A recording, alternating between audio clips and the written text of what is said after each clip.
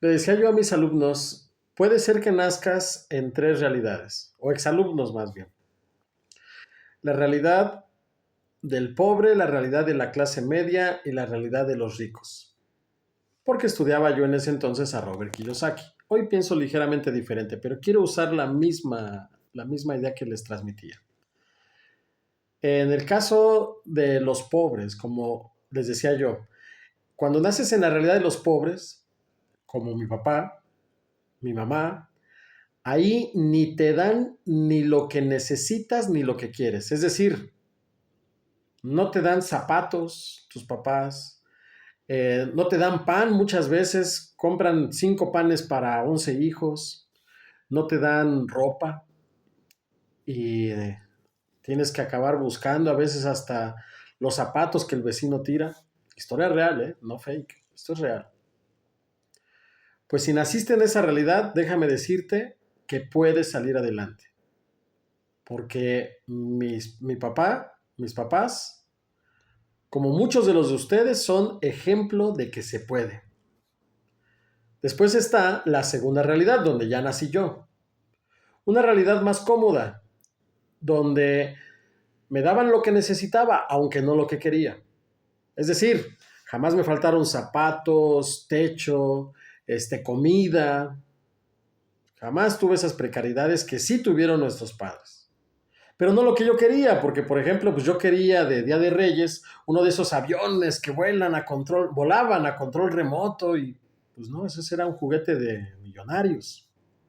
Yo quería jamás se me va a olvidar, por ejemplo, yo quería el Terrenator, el carro más poderoso del universo, ese carro a control remoto que fum, fum, subía, bajaba, ¿verdad? Y cuando yo lo pedí, el carro a control remoto, pues me llevaron un carrito que de una palanquita que le das hacia adelante y con un cablecito se movía el carrito y hacia atrás y solo tenía adelante y atrás. Y cuando mi papá me vio jugando con mi carrito, me preguntó, ¿te gustó, hijo?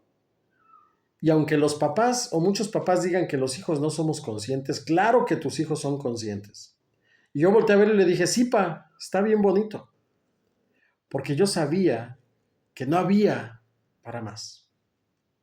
Pero era muy agradecido también, aún dentro de la infancia de cada quien, pues porque jamás me faltó de comer, jamás me faltó para la escuela. Esa es la segunda realidad. Y les decía yo a mis alumnos, si naciste ahí, cuida lo que Dios te ha dado y hazlo crecer, multiplícalo. Y está la tercera realidad, donde ya no solo te dan lo que necesitas, sino también hasta lo que quieres. ¿Quieres un juguete de Tyrannosaurus Rex? ¿Quieres un carro a control remoto? ¿Quieres una avalancha? ¿Quieres lo que quieras? Ahí lo tienes. Si naciste en esa realidad, fíjate lo que hacía uno de mis amigos más queridos, que en paz descanse ya, estimado Luis, que por motivos de anonimato lo dejaremos en Luis. Bueno, yo siempre le dije a Isaac,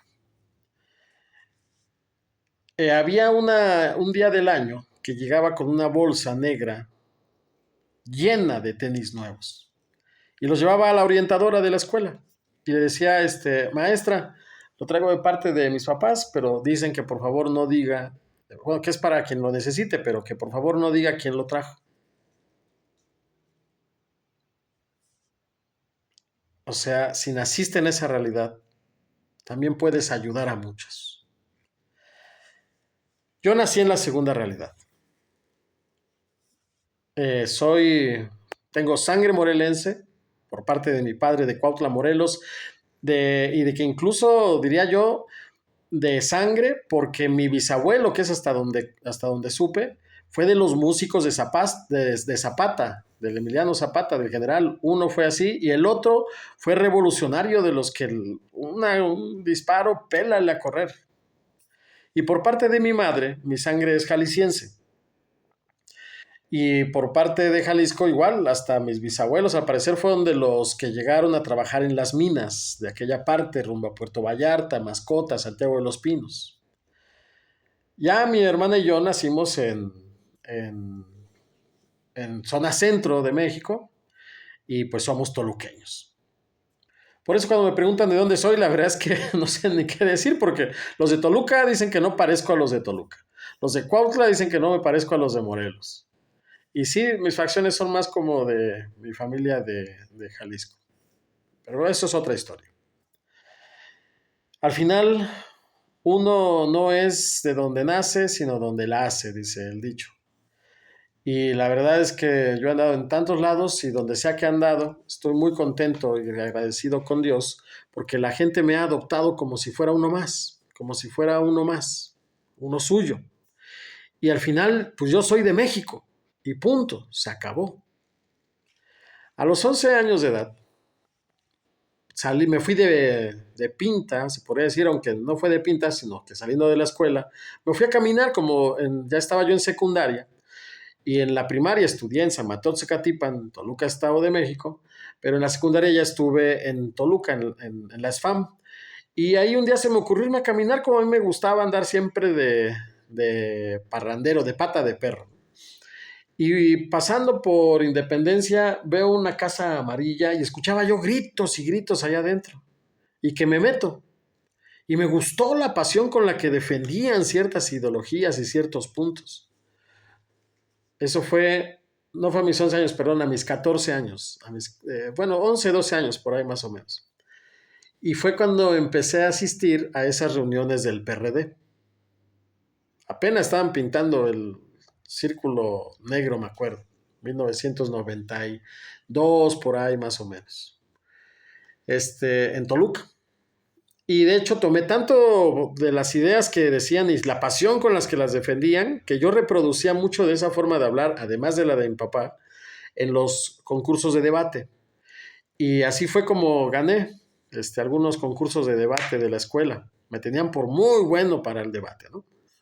La declamación, la oratoria incluso. Después, a los 16, 17 años, asisto a algo que le llamaban las brigadas universitarias y fue como conocí la zona indígena de Almoloya de Juárez. Rosa Morada, el Zarco, la Mesa, el Tulillo, y una zona muy pobre, donde las familias tenían que caminar 4 kilómetros para ir por agua.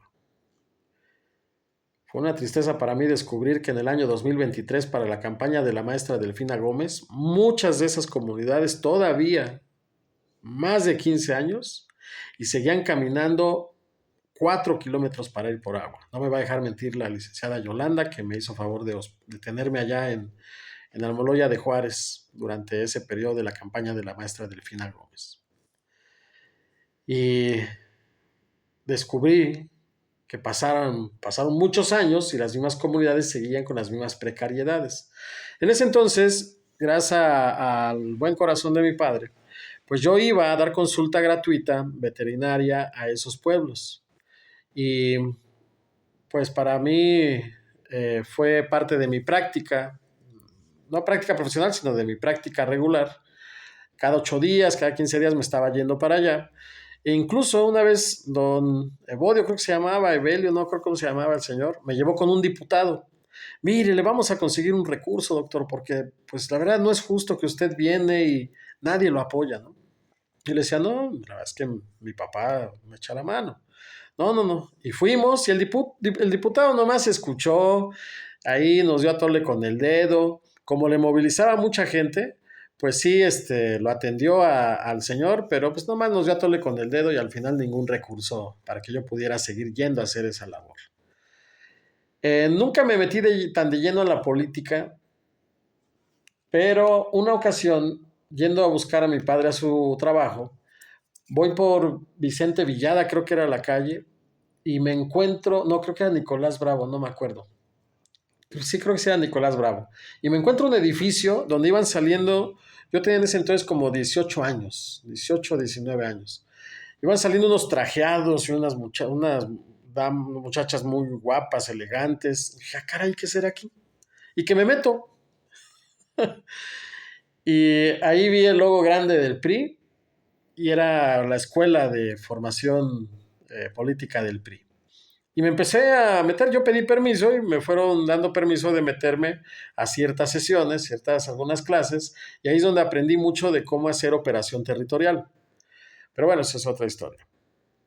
Ya después de eso, por azares del destino, conocí del equipo de Fausto Muciño, algunos de sus colaboradores, y pude saber lo que era el corazón del trabajo en el PRI.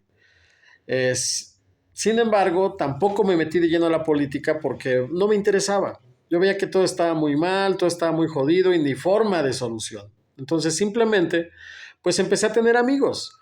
Amigos en el PRI, amigos en el PRD, amigos en el PAN. Me tocó conocer a la nieta del fundador del PAN en Toluca. Un honor, no voy a revelar nombres, pero de verdad un honor. Eh, pero bueno, eso es igualmente otra historia, pero al final fui conociendo amigas, amigos, amigas, amigos. Y precisamente, a lo mejor porque me gusta el chisme o algo, cuando empecé a andar de novio de mi ex esposa, empecé a asistir a las reuniones que hacían con esto que acabó derivándose en el Movimiento de Regeneración Nacional. Yo tenía una frase que era que había que buscar regenerar el tejido social. Y esa frase la escuché con los primeros que se empezaron a reunir para ir generando lo que después sería Morena. Bernabé, esta Paulita Monroy, su hermano Chello, son los tres que más yo recuerdo. Desde luego el profesor Luis León Mendiola con lo de su cooperativa. Ya en paz descanse, el profesor Luis León Mendiola, que después me enteré que hasta él fue diputado incluso por el PRD, me parece, porque creo que mi papá lo conoció. Cuenta mi papá, que estaban en aquellos tiempos en los que estaban pues con la cuestión sindical y para tomar las oficinas del sindicato pues adentro estaban atrincherados los que ahora sí que no querían soltar el hueso, ¿no?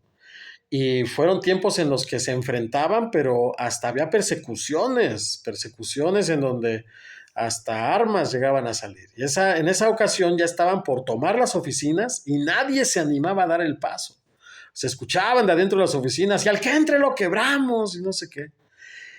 Y eso es una historia de mi padre, que de repente sale por allá de una de las barricadas, podría decir, un personaje con unos chacos y empieza y se mete a las oficinas y de repente ya nada más se oye de adentro que grita, vénganse, vénganse. Y ya fue cuando tomaron las oficinas. Esa escena cuando la platicaban a mí de niño, pues me volaba la cabeza, ¿no? Que un karateca prácticamente ahí como Bruce Lee llegó y ¡pum, pum, guau, guau! Y ¡fum! Y fue Luis León Mendiola, precisamente. Cuando yo lo conocí ya era una persona grande, sí se notaba su gran fortaleza, pero pues realmente jamás me había imaginado que él era el karateca que se había metido. Y esos son los personajes que siempre con el corazón a la izquierda quisieron que se transformara la realidad, que se acabaran las fregaderas que se estaban viviendo, pues en aquellos ayeres con Ernesto Zedillo y con todos los que se vinieron en ese periodo hasta Peña Nieto, ¿no? Y que buscaban la forma de organizar a la población con cooperativas, con no asociaciones civiles, no fundaciones, con ideología, con formación política y que pues yo agradezco a Dios que me acercó a ellos porque gracias a eso pude saber que sí había personas dispuestas a lograr un cambio contra la corrupción y personas metidas en la política. Y ya después, cuando lo del desafuero en el 2006 hacia el expresidente Andrés Manuel López Obrador, yo escuché uno de los discursos del expresidente Andrés Manuel y cuando en su discurso dijo sobre la corrupción, a mí me sorprendió mucho porque yo sabía que estaba prohibida usar la palabra corrupción por parte de los discursos políticos, fuera PRI, fuera PAN, porque no querían que la gente despertara en ese sentido. Y Andrés Manuel lo hizo. Tuve la fortuna de estrechar una ocasión la mano con Andrés Manuel López Obrador en Toluca, cuando fue por allá, y estuve a punto de decirle, a nada de decirle, si me voy con usted me lleva. porque sentí ese impulso, pero me frenó mi cabeza porque dije, qué tarugo, estoy por salir de la escuela, de la facultad, acabamos de iniciar un negocio, no, qué taruga estoy pensando irme con este señor. Además, quién sabe si sea cierto todo lo que está prometiendo. No, yo nada más lo saludé, sentí el impulso, pero no dije nada. Lo saludé, sí, bueno, no es que no haya dicho nada, sí dije unas palabras ahí de rápido, de que contara con que le íbamos a echar los kilos. Y pues bueno, eran mecanismos de asamblea y otras cosas más que ya platicaré en otro story time.